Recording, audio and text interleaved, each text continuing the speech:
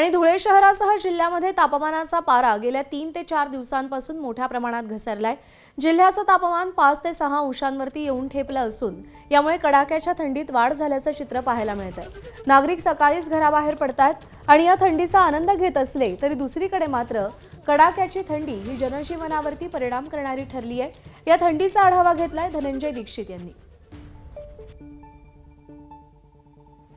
4 ते 5 दिवसांपासून धुळे शहरासह जिल्ह्यामध्ये थंडीचं तापमान जे आहे ते प्रचंड वाढलेलं आहे आणि यामुळे तापमानात झालेली घट ही लक्षात घेता याचा परिणाम जो आहे तो जनजीवनावरती झाल्याचं चित्र पाहायला मिळत आहे।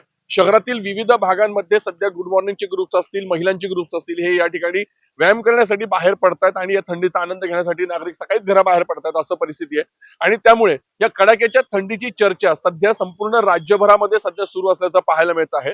धुळे जिल्ह्यातील थंडी ही दरवर्षी मोठा चर्चेचा विषय ठरत असते आणि यंदा देखील ही थंडी जी आहे ती यंदा चांगला चर्चेचा विषय ठरल्याचं पाहायला मिळत आहे।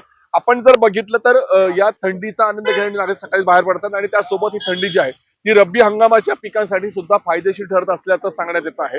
आणि पुढील काही दिवस हा थंडीचा तापमानाचा जो काही पारा आहे तो आणखीन खाली येण्याची देखील शक्यता आहे।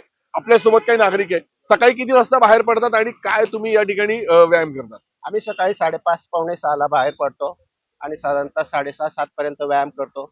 सध्या धुळ्यातलं थंडीचं प्रमाण खूप मोठ्या प्रमाणावर प्रचंड प्रमाणात वाढलेलं आहे आणि त्यासाठी आम्ही थंडीचा आनंद घेतो आहोत।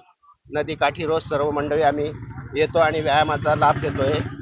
जनतेने त्याचा लाभ घ्यावा। सोबतच या थंडीचा आनंद घेण्यासाठी नागरिकांनी सकाळीच बाहेर पडावं असं आवाहन देखील या निमित्तानं करण्यात येत आहे। धनंजय दीक्षित, एबीपी माझा, धुळे। एबीपी माझा, उघडा डोळे बघा नीट।